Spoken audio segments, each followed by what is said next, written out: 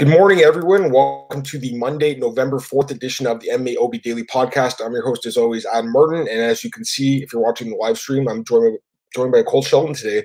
I had to bring Cole on because UFC 244, just too big of a card to talk about by myself. There's so much going on. Amazing card, Cole. Just overall thoughts, man. I personally thought it was one of the best cards probably ever. It was an amazing card.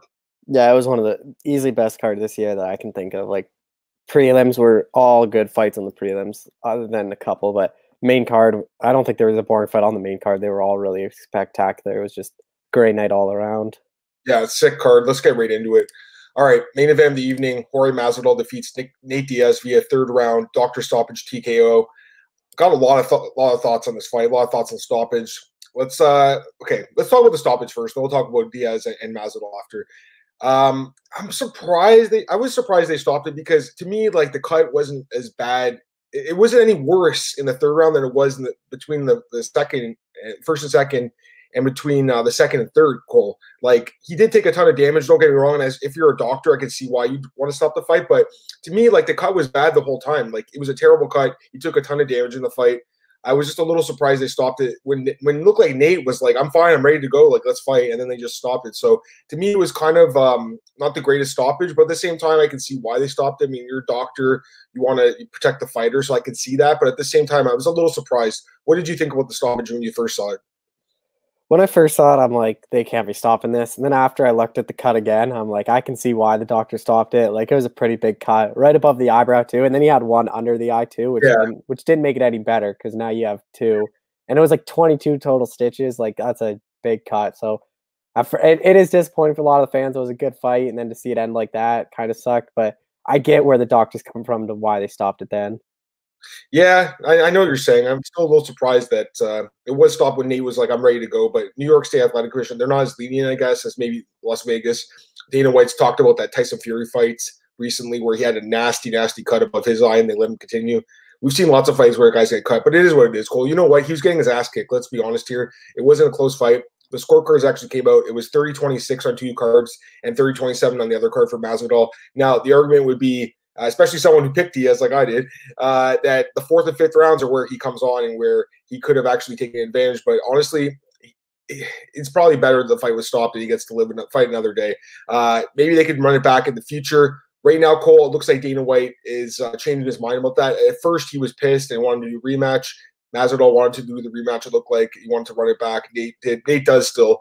But it looks like they're going to do probably Masvidal for the title, if I'm guessing. And Nate Diaz probably needs some time off to fix that cut. Apparently, he might get surgery like his brother Nick did on the scar tissue. So, in your opinion, would you also go with Masvidal for the next title shot against the winner of Usman and Covington? I think you have to give Masvidal the next welterweight title shot. I think he deserves it, especially with Leon Edwards and Tyron Woodley not fighting. If that fight happens, I think you could possibly give that the winner of it. But with nothing booked for either of them, I think Masvidal has to be the next guy in line. Yeah, I agree with that. And for Nate, what do you do with him next? Do you just let him sit in the sidelines and see what happens, or do you potentially work on making a trilogy fight with Conor McGregor? I think he's going to take some time off. I think you try to make that Conor trilogy fight in the summer of 2020, make that International Fight Week, headline that. Conor said he wants to fight in January. He said April, May, but I think if you talk to Conor and delay that till June or July, I think you could, and then you fight end of the year. If he wins all that, he gets another shot at the lightweight title. I think the trilogy fight has always made too much sense not to happen. It's 1-1. Both fights are really interesting and really competitive fights. It's a big money fight, probably one of the bigger fights the UFC could put on. I think it still needs to happen. Yeah, I agree with that. Okay, here's the other question I have. Who's the fighter of the year? Is it Masvidal or is it Israel Adesanya? Because I think they're both obviously in the conversation. Masvidal, 3 straight knockout wins over Nate Diaz, or stoppage win, I should say. Nate Diaz, Ben Askren, and Darren Till knocked them out. And then Adesanya beat Anderson Silva, Kelvin Gastelum, and Robert Whitaker. So who would you pick? Honestly, I think Masvidal, for me, like, he's the biggest like story of the year and the biggest star like making performance. But I feel like Adesanya probably deserves a little bit more. I don't know. What do you think? Yeah, I think either of them are a good pick. Like, you have both ways. Like, Adesanya won the interim title and middleweight title this year, but then you have Masvidal set a record for fastest knockout, undefeated. Like, came back 3 stoppage wins too, where Adesanya doesn't have any, or he has just the one over Whitaker, the stoppage win. So that could impact it. I think either of them like are a good choice. It's not like it's not, say Adesanya wins at the end of the year, everyone's like, oh, that's a robbery. But if Masvidal wins, like, I think no matter what, I think fans are going to be disappointed either way who wins, because some will think Masvidal, some will think Adesanya. I lean towards Adesanya just because he won the titles, but if Masvidal won, I wouldn't be mad about it at all. Yeah, and again, these are like really fictional awards. Apparently, the UFC I think they are doing some awards, Cole, but I feel like it ends at the end of November. Like, I don't even know if this December cards even count towards those. Like, I don't know when the voting ends. I think they just need to do their own award show like the other major sports. You want to be considered a major sport, want to have an award show where you have like a fighter of the year, fight of the year, like just have an actual show. I know Fighters Only does it. They've been doing it for like 10 years now, maybe, but the UFC needs their own thing. I heard that they were going to do something like that, but I'm just not sure about the voting process. I believe fans have a big amount of input in that. I don't know what the best way to do this. I feel like sports writers should probably have an input, maybe like a part of it, writers, fans, and then UFC themselves. But we'll figure it out. Honestly, that stuff's just fictional awards anyways. It doesn't matter. What matters are the fights themselves. And man, that was a hell of a performance by Jorge Masvidal. Cole, if you look at Jorge's record, his last 5 wins are actually by knockout. So this guy has quietly become an underrated finisher in the sport. I feel like all those really like close split decisions he had really like just changed the way he fights, and he's so much more aggressive now. This was, to me, the best performance he's had. Even though I didn't necessarily agree with the stoppage, I was blown away by his performance, man. Like, the way he picked his shots against Nate was just incredible to watch. Like, his boxing looked amazing in this fight. I honestly thought Nate would have the advantage of the boxing, and I was wrong. Masvidal did, and obviously he had the advantage pretty much everywhere. This was a blowout. Let's be honest here. I do feel like the fight could have changed maybe if it did go late, but you know what? For what I saw, Masvidal is a better fighter. I should mention the odds have actually opened for a rematch, Cole. We got Masvidal minus 300, Nate Diaz plus 250. I mean, I feel like those are way too low, to be honest. What do you think of that?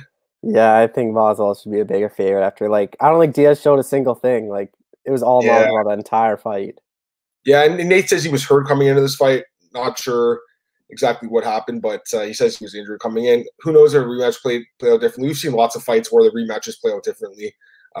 Cormier Stipe was a blowout the first fight. The second fight was obviously different. That's heavyweights. But even at welterweight and other weight classes, we've seen fights that are different the second time around. So who knows? But I think for now, Masvidal should get that title shot. He should fight the winner, Usman and Covington. Imagine he fights Covington, though. Imagine Covington goes out there and beats Usman, and then you got Covington versus Masvidal. I feel like that would be a huge fight for the UFC, man. My other question about this fight would be, what do you think of the BMF belt? I got to be honest, Cole, I loved it. I thought it was cool. I thought the belt looked awesome. I saw so many people just complaining about the belt and stuff. Like, I feel like people don't want to have fun, man. I thought the belt was awesome. I thought it was cool how The Rock came in. I thought the entrance of him was cool. I'm not even into politics by any means. I thought just having Trump there was pretty cool as well. What do you think about the belt and The Rock being there at the event? Yeah, I think the belt looked cool. I think a lot of people like the black. Like, I like how Dana White explained, like, it's like a Raider look. Like, it has. I think a lot of people thought it was going to have like skulls and flames and stuff, which they weren't going to do. They didn't have enough time to like Dana White said, they're like, he didn't have enough time to completely redo a new like belt, get all the plates made. So they just kind of copied the other one and did some different stuff. Like, it has 1 of 1, like 500 event. I think it looks cool. And Masvidal obviously liked it, and I think The Rock being there was super cool. Like, it's just like, MMA is supposed to be fun. Like, have some fun in it. And people were complaining like, oh, this is a fake belt. This makes nothing. But okay, then don't think of it as a BMF fight. Just think you get Masvidal Diaz for 5 rounds possibly. I mean, we've seen fighters get title shots in the UFC coming off losses, multiple losses. So to me, it's like, yes, it's a sport, Cole, but it's also entertainment. And anyone who doesn't see that, I feel like, is missing out on what the sport really is. Because to me, it's a sport that it's an amazing sport. I love MMA, it's the best sport in the world, in my opinion, but it's also an entertainment sport, and they're all about making money and putting on these things. So to me, like, the belt wasn't that big of a deal. I thought it was cool, and I feel like people just kind of don't like fun. They were complaining about it. The only thing I'll say about the belt is I was surprised that if you look at it, Cole, I don't think it said UFC anywhere on it, which was weird because it said 244 on one of the plates on the side and 500 on the other side, and it said BMF in the middle, baddest motherfucker. But I don't think it said UFC on it, which I thought was kind of weird. I don't know if you noticed that. No, I know Dana White's signature was on it, but yeah, go take a look at the belt a little closer if you can. I didn't see UFC on it, but it's not a big deal. Okay, let's move on with this card because there's so much to talk about. All right, co-main event. We actually both picked this one right. Darren Till picks up the upset as the underdog. He was like plus 170 to close, so the odds closed a little tighter than they were all week. Split decision. for Darren Till, 30-27, 27-30, 29-28. That 30-27 scorecard for Kelvin Gastelum, that to me is arguably the worst scorecard in MMA history. That was terrible. I was shocked, Cole. I thought it was a mistake. Like, I can't believe that. I had it scored 30-27 for Till, to be honest with you. I thought he won every round. Maybe you could give Gastelum a round. I don't know. But 30-27 Gastelum, that's shocking. What did you think when you heard that scorecard? When I heard 30-27, I'm like, oh, it's Till, because I had 30-27 Till as well. I didn't think Gastelum did a single thing in that fight. Like, it's kind of how I thought the fight would play out. It was similar to the Thompson one, just Till used the leg kicks, keeps Gastelum at range, and he won't be able to get inside. And that's kind of what happened. It wasn't an entertaining fight, but it was a right game plan for Till to get the win. But 30-27 Gastelum, I don't even really know how you could give Gastelum a round. Like, I didn't see a round that he won. Like I said, I was shocked. I couldn't believe it, but some of these judges, man, you don't even know what they're watching sometimes. It's scary though if you're a fighter. If you're Darren Till sitting there thinking you won the fight and then someone gives it 30-27 to Gastelum. But yeah, to me, Cole, one of the worst scorecards I've ever seen, and that's not a hyperbole. That was horrible. What's next? It looks like Darren Till probably won't get that title shot against Adesanya. I don't think he's ready anyways, honestly. Like, this was it was a good win for him, Cole, but I'll be honest, I feel like it was more Gastelum beating himself a little bit too. He looked terrible. This was by far the worst Gastelum we've ever seen in the UFC. He looked terrible, did nothing in this fight, just was content to stand there. I'm starting to think maybe that fight with Adesanya really took its toll on him. Like, that was a war, and I feel like maybe that took more of a toll than what we figured it did. The guy's looked really good in the UFC over his career. Even the fights where he lost, Cole, like, he's at least been competitive in them. Like, the Adesanya fight was pretty competitive. The Chris Weidman fight he lost, but he dropped Weidman in that fight.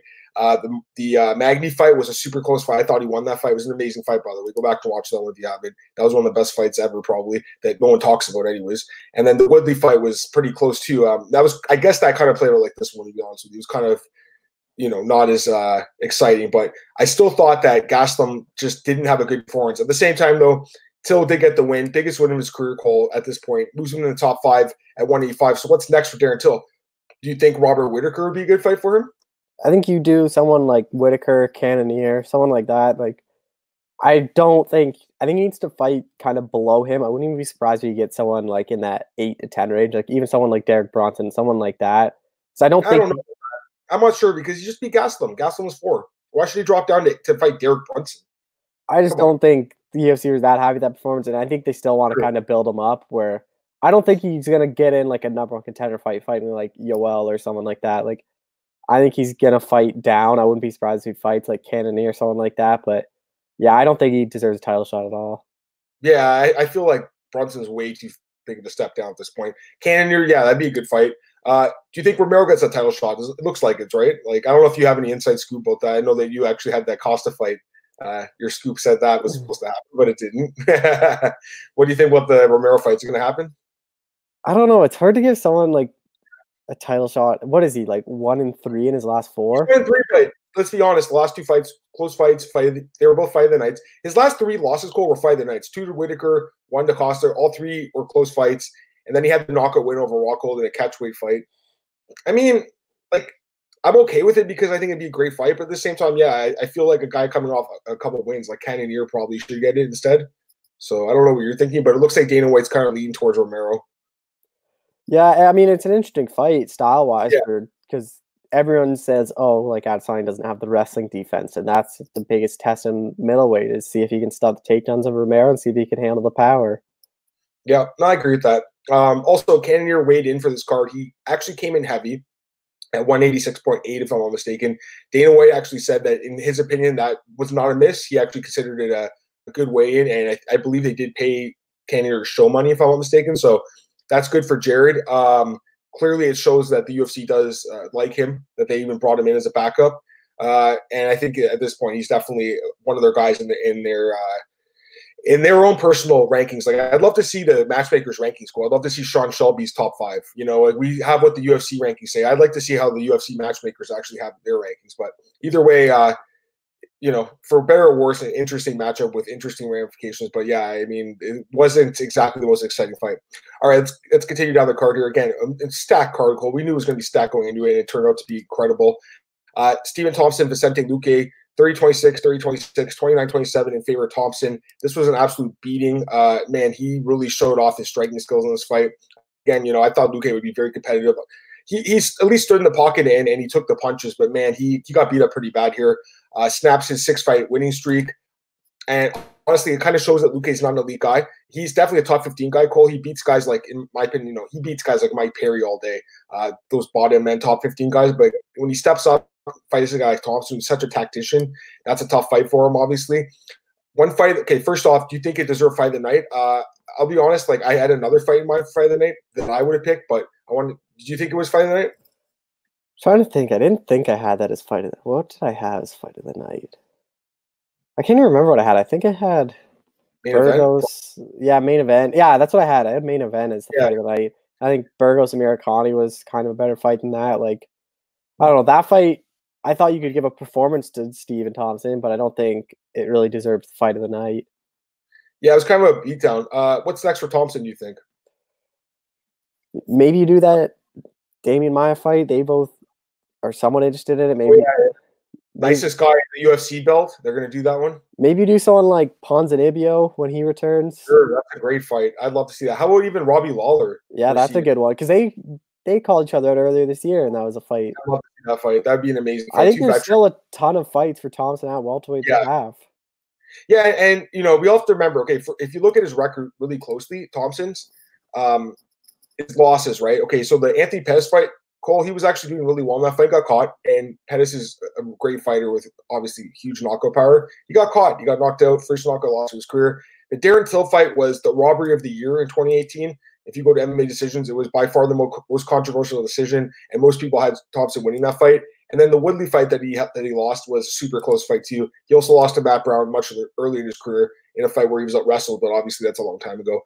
So to me, this guy is still an elite guy. He is a little bit older now at 36, but he showed off some great skill in this fight. Again, for Luque, time for a step down. Has he fought Nico Price yet, Cole? They fought already. Yeah.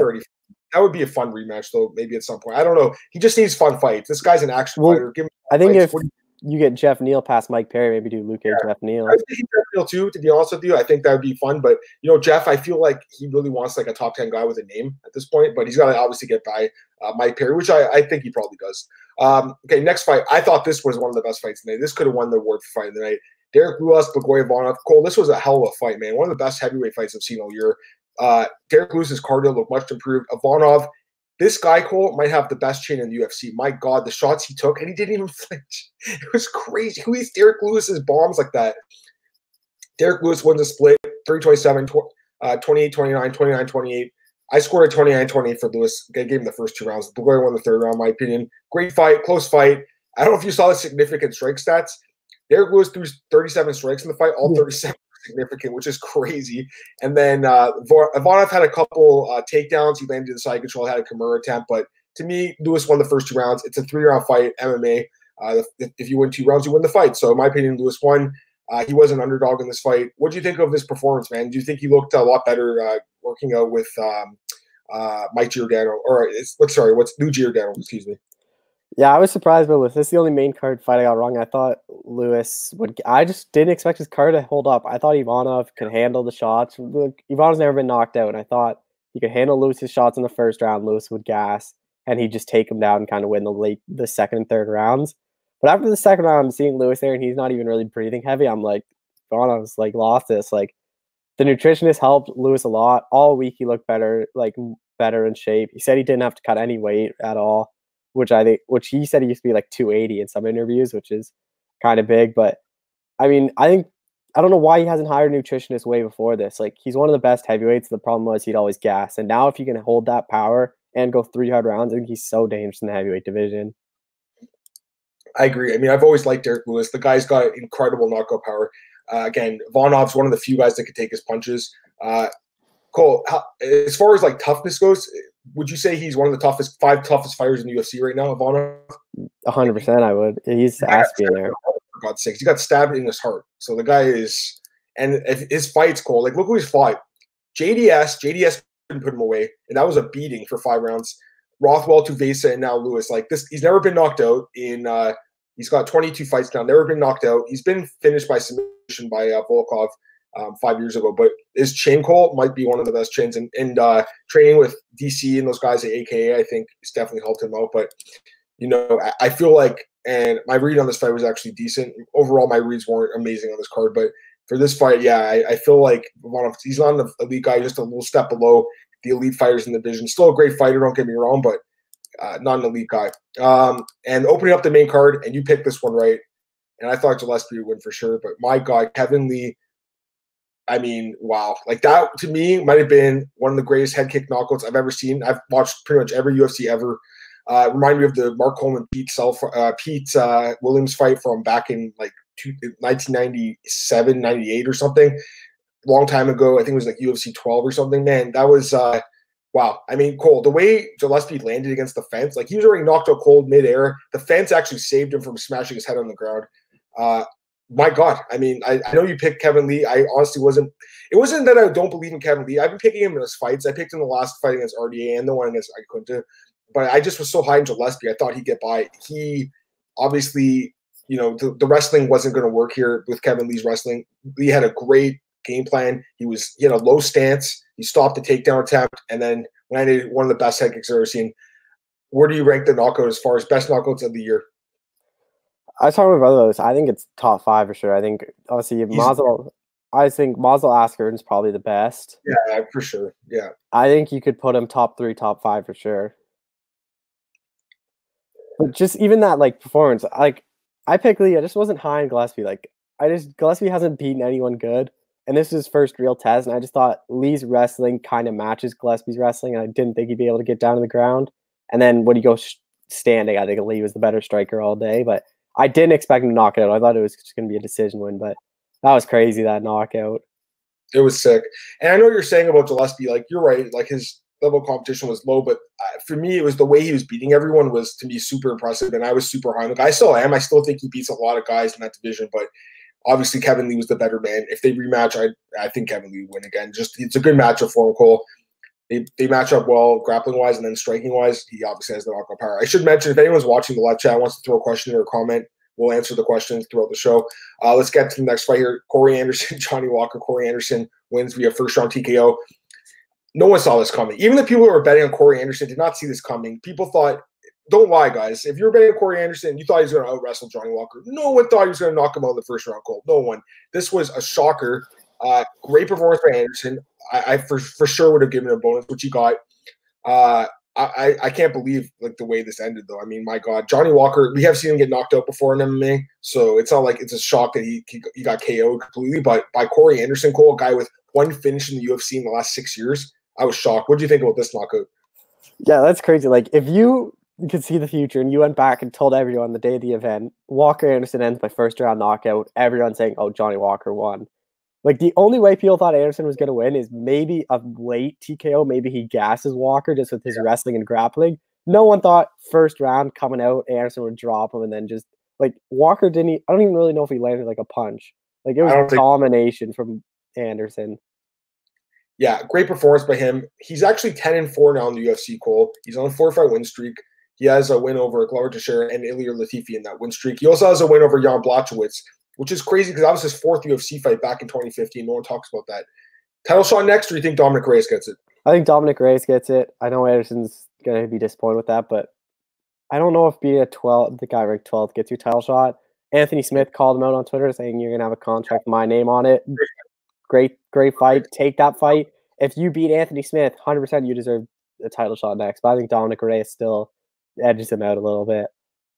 I agree. I think that Smith versus Anderson is a great fight. You know, the only thing I'll say about Reyes is, like, Weidman's not, he wasn't ranked either, but he was ranked in middleweight, I guess. But some of the other wins obviously he had over Volkan and OSP. Those guys were ranked, so, you know, I guess we can consider those ranked fighters. But I'm not 100% buying the argument. Just, you know, Johnny Walker's lower ranked, so Reyes should get it because he knocked out Weidman. Weidman wasn't even in that division. So it's not just you, Cole, saying that. Everyone's saying that. I still think Reyes gets a shot. I just feel like he should get it based on the fact he's undefeated and is 6-0. Whereas Anderson, he is obviously 10-4, but only a 4-fight win streak. Whereas Reyes 6 fights. So we'll see what happens there. Dana White hasn't committed to anything, but you know, I've seen a lot of people actually suggest they do Reyes versus Anderson. I wouldn't do that. First off, John Jones needs to have a fight soon. Like, he hasn't fought since July. He's ready to go. They got to book a fight soon. They can do the Reyes fight in like February or something on a pay-per-view. And also, if you do Reyes and Anderson, you kill off one of the top contenders for Jones, and there's not really many guys out there right now. So that to me is not the right matchmaking. I think Smith and Anderson makes a lot more sense. Okay, let's continue down the card. Shane Burgos defeats McMahon Carney, third round TKO. I think Burgos was the biggest favorite in the card. No surprise here, Cole. He is great though, man. Overall now 5-1, 6-1 in the UFC. Is he a top 10 guy in your opinion? I think he is. Well, what's interesting too is he's a free agent now, so I think he can really. Yeah, he can. He said all week this is his final fight on the contract. He said he wants to stay in the UFC, but he's not opposed to hearing some offers. So I think there will be a lot of offers for Shane Burgos now. Not a bad spot for him, Cole. Although they're featherweights, it's not a bad spot. But I think this guy could actually be competitive for the title in the UFC. Not saying he beats Max by any means, but I think he should stick around. He could fight anyone. Let me take a look at the rankings right now. I hate the rankings, but at least it gives you an idea of like who's in that division. Featherweights. So right now, Burgos was ranked number 12. Cater's ranked 11. He's above him. He's fighting to beat. You could do Burgos. How about this fight? Jeremy Stevens versus Shane Burgos. Oh. That would be a fun fight. I think you do a lot of fights. Like you give him Josh Emmett. You could give him like Kano. Yeah. I hope he stays cool. I think there's fights for him personally, but we'll see what happens there. And for McMahon Carney, Cole, he actually had a really good record in the UFC, but I think this loss kind of shows that he has a ceiling and it's a bubble top 15 guy. I don't think he's anything more than that. His cardio just wasn't good enough either. He did take a beating though. Good for this guy, but man, he's not good enough as far as his cardio goes. If he doesn't get you out in the first round, he's in trouble. All right, next up, Edmen Shahbazyan knocks out Brad Tavares with a head kick. This kid is the real deal, in my opinion. Cole, I've been saying it for a while. He's only 21. I think he's a future world champion in the UFC. I think he's going to be the middleweight champion one day, probably in actually just a couple years. I'm not saying he's going to beat Adesanya, but I feel like at that point, Adesanya actually might move up. And I think Edmen beats a lot of guys in the top 10 right now. I really do. This kid is so fast, Cole, so powerful, so well-rounded.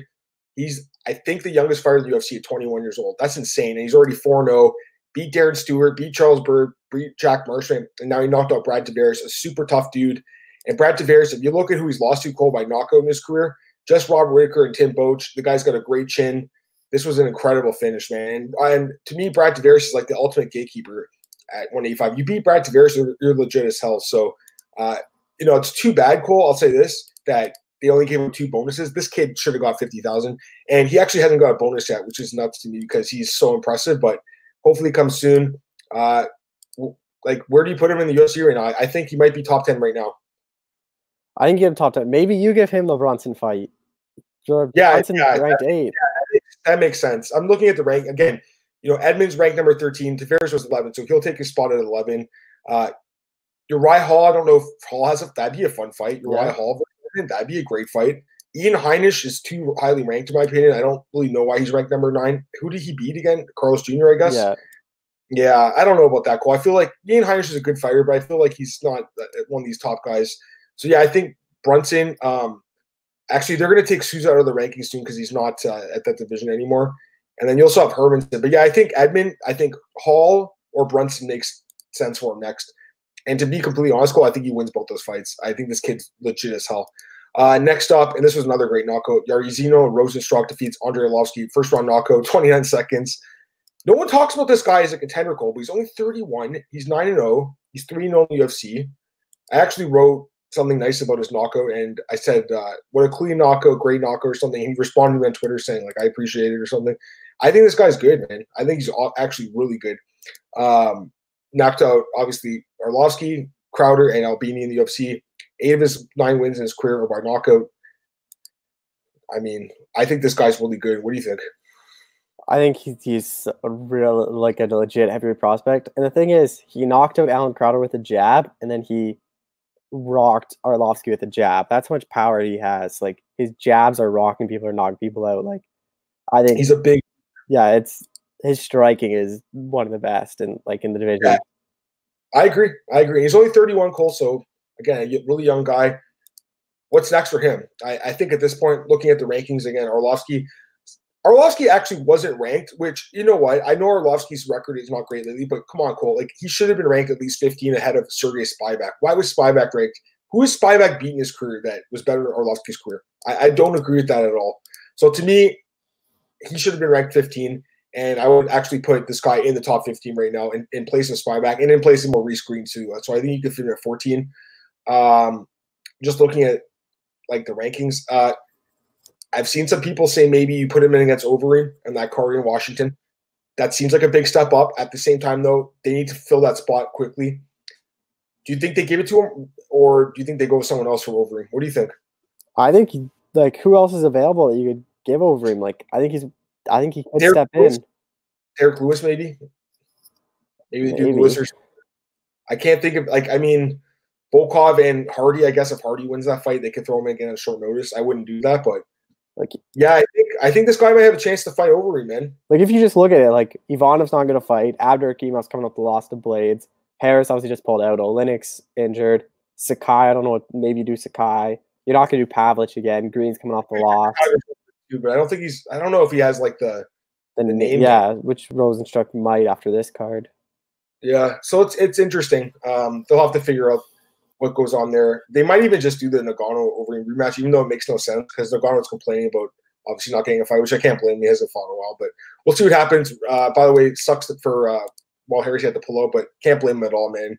Obviously, he's got much more important things on his mind right now than fighting, and hopefully they do find his daughter. And got to give props to the UFC family, Ali Abdelaziz, even John Jones, Dana White. These guys donated their $25,000 each, and even Darren Till actually said that the purse money that Kelvin Gastelum was going to give him for the leaning on the cornerman thing, he actually wants to give that to find Ania Blanchard as well. So hopefully they do find Walt Harris's daughter. All right, last couple of fights here. Chookagian, Maia.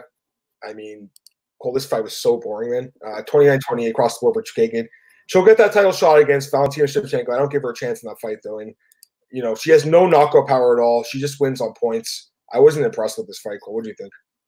I think she gets beat worse than Jessica Ai, but I think she might go 5 rounds. It will just be a very, I think it's going to be a worse fight than Kamaru Shevchenko. I think I think Chookagian's going to be so hesitant to throw anything, and it's just going to be them circling. I agree. And for Maia, 2 straight misses of weight, and she says she's not going up to 135. So it's either, I guess the UFC's going to cut her then. She's refusing to move up in weight because she can't make this weight. Yeah, she was 129 against Montferry, and then what was she here? 127 point something. Yeah, it's just she can't make the weight. You proved it back-to-back fights. You can't make the weight. I agree. Okay, a couple other fights here. Lyman Good defeats Chance for encounter, 3rd round knockout. Lyman Good, when he fights on a regular basis, Cole, this guy's obviously got devastating knockout power. How does this guy pass his drug test, man? This guy is jacked. He's a massive dude. Actually, he did miss some time due to USADA, but you know what? This is a guy that I've always liked, Cole.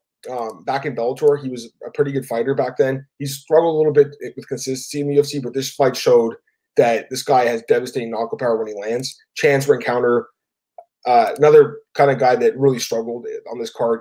Again, he just kind of just backed up the whole time, and that's not a good idea. And then the other fight is Kakim Duato defeats Julio Arce, split decision, 29-28, 28-29, 29-28. Any thoughts on the last 2 fights? Yeah, Good's knockout was really impressive. I think that was it. He was dominating that fight the entire time. Once Red Counter couldn't get him down to the ground, I think basically he knew it was over. Good striking is far superior than Red Counters. Duato Arce, I know why Duato's so pissed he's opening the card, but he's not putting on great fights. And he's not a huge name. In Canada, he's obviously on the main card at 231. He fights higher in Canada, but when you fight on these big cards of states, I think you're going to open up the cards beyond the early prelims. He doesn't get a whole lot of finishes. Obviously got the finish at 240. That was a late knockout. And the whole fight wasn't that interesting. He's a guy that doesn't like to get hit, so he doesn't throw a whole lot to put himself in danger. Yeah, no, I agree with that. So overall, I like to rate the cards at a 10 after every card. I give this card a 10. It's about as good as it gets when it comes to MMA. What do you think, Cole? Yeah, I'd give it a 9.5. It was pretty good. There was obviously the early kind of struggled. We'll take a 0.5 off for that Maia Chookagian fight. That fight was super. You know what? And here's the thing. I'll say this. A lot of people say, "Oh, well, it's catering first off to a female audience," which I totally get. And I like watching women's MMA, but it wasn't an exciting fight. My girlfriend watched Nicole, and she thought it was boring. So a boring fight's gonna be boring, even if it's guys or girls. I don't think it matters. We're gonna just talk about a few other things here. If anyone has questions, go ahead and throw them in the chat room, and we'll answer them before the show ends. We'll be back tomorrow, I should say. me and Cole break down UFC Russia. So that should be a pretty good card. We'll break it down in its entirety tomorrow at 11 a.m. So again, if anyone has any questions, throw them out there. I didn't get a chance to talk about PFL with you, Cole. Did you watch the last card, PFL? Yeah, I did. Any thoughts on the card itself? In my opinion, and I said this on the podcast, they need to get rid of the heavyweight division next year. It just doesn't work with the format because you can't have heavyweights fighting 2 fights in one night. I don't think they have enough talent at heavyweight division to do it. Like, I think there's much better weight classes. Bring back middleweight. Middleweight was I don't know why you scrapped middleweight to bring in one. The guy Lewis Taylor, I guess he PFL. So they obviously didn't. I don't think they had the guy they wanted in there. But the problem with PFL is too that I like watching PFL, but they just bring back the same fighters. Like you gotta have a roster turnover if you're doing like a format like this. I agree, and I hope they do mix it up next year. Let's just talk about the finals quickly. Women's lightweight Harrison Pacheco rematch. Harrison wins. How big of a favorite is she going to be? That's the question. I think she'll be at least minus 1,000 here. I think she'll be a huge favorite. Yeah, Pacheco, she's a good fighter, but we've seen this fight, and I don't see it having any different. Michaud Cooper, any thoughts on that one? It's a good fight. It's a good fight. I think both guys might be able to knock each other out. I think Cooper has shown he has sort of a not good chin where he's been knocked out. He's been rocked this year, but I favor Cooper slightly. I just think he's the better fighter. Yep. Palmer Pineda. Palmer. Yeah, sure. Lance Palmer will be a 2-time champ. Schulte Radzabov. I like Schulte again. I like Schulte to be a 2-time champ again. Sorty Johnson. Sorty? I like Sorty. I think Johnson's wrestling. Maybe. Wrestling. I think Johnson could make it a really boring fight where he just holds him for 5 rounds, but I think Sorty has a shot. Last one is Syed Rochalt. It's just a fight I don't really want to see. Like Rochalt's wrestling could win it, but I don't know. He gets hurt a lot, so it's gonna be interesting. Yeah, I agree with that. Okay, so that's all I want to talk about. And something with PFL too. Something I hate the PFL does. Like I like watching PFL, but I'm not gonna watch their finals. Like I'm not staying in on New Year's Eve till 11:30 to watch PFL finals. Like I don't know why they do it on New Year's Eve. If you do New Year's Eve, do it in the morning and the afternoon. Yeah, I'm gonna tape it, but yeah, I agree. Like we'll watch it live. I do like PFL local. I think that it's nice to have a different format, give the fighters more opportunities. They got paid. I actually had a lot of skepticism. I'm not the only person that was like, they're going to really give $1 million. But I saw that Lance Palmer interview with TMZ, and he said 2 weeks after the event, they wired him a check for $1 million minus the taxes or whatever. Or no, he actually said that he has to take the tax off himself. So he got paid $1 million in wires. So it's legit as hell, man. Again, I thought it was going to be a thing like Battlefield FC where these guys are chasing the promoter for money a year later, but they actually got paid. So, as long as the fighters are getting paid and the fighters are happy, and they seem to be very happy in PFL, Cole, I'll give them credit for that, but there's obviously a lot of stuff that they can change. Anything else you want to talk about, man? No, not a whole lot. Just like, obviously, I think next 2 weeks in UFC, I think it's going to be a bit slower. You obviously have the Russia-Brazil card. Then you have 2 weeks off in November, so that'll be nice for everyone to enjoy. Yep, I agree with that. Okay, that's it for today's show. Cole, plug anything you want. Twitter, @ColeShell91, just this week. Well, today I'll have something on King Mo. I talked to him before his final fight in Bellator, so we can preview that tomorrow too. But this weekend? Yeah, Friday or Saturday, I forget which one. But yeah, other than that, everything will just be on my Twitter, everything I do. Sounds good, Cole. Okay, you guys can check me on Twitter @MMAdamMartin. I had a listener message me on Twitter this weekend and ask, how do I send questions in? Can I email them to you? I prefer if you guys just post in the chat here and I'll get to them. Or like if you're not able to obviously watch it live, send me a message on Twitter. If you don't have Twitter, that's cool. You can email, like someone, he asked if I could create a private email. Email for the show. I'm not against that, but I feel like I might not check it as much as I should. So if you want, you can email me my personal email, Adam_Martin13 @hotmail.com. Yes, I know I still have a Hotmail, but hey, I use this email forever, so I'm not getting rid of it. So again, that's Adam_Martin13 @hotmail.com. Feel free to email me anytime if you guys have a question or whatever about the show. Again, this podcast, it's now available, obviously, on YouTube. It's available on MMAOB.com, Spotify, SoundCloud,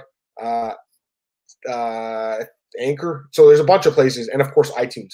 And iTunes is big for us, and the listenership's actually going up. So I really appreciate it, guys. Appreciate the support. I know there's a lot of competition out there for MMA podcasts, but what sets me and Cole, or myself even, when Cole joins me, obviously, but what sets me apart from everyone else is I only talk about MMA, guys. So if you want to listen to MMA talk, come and join the show, listen in. I don't talk about other things. I don't talk about my family. I don't talk about other sports. I don't talk about entertainment. I don't talk about politics. I only talk about MMA. So if you want to hear MMA talk, listen to this podcast and tell your friends about it. Again, check me out at MMAOddsbreaker.com, bjpenn.com, MMARings.net. I got to plug my article